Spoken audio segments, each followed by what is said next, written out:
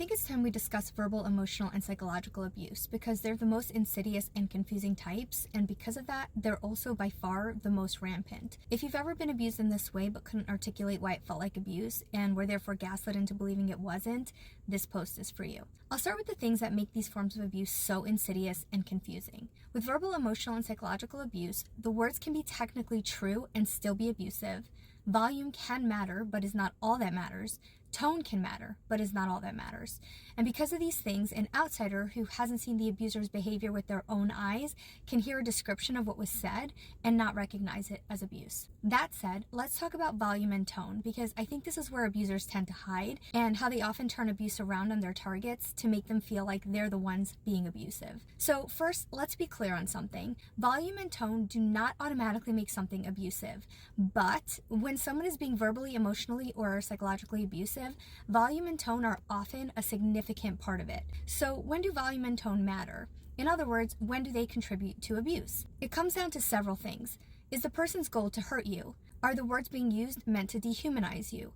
Is the volume meant to scare you? Is the tone intended to undermine your humanity or truth? To be clear, when a person calls someone names, particularly ones meant to devalue or diminish them as a person, this can turn a valid statement into an abusive one. If a person has anxiety for valid reasons, but they resort to cursing, name-calling, and yelling to scare and shame the other person, they've shifted from sharing their valid feelings to being abusive. And on the other side of it, if you yell out of sheer desperation to feel heard because the other person is dehumanizing you, vilifying your actions, creating a story that mischaracterizes you, or is blaming you for something you didn't do, this does not make you an abuser.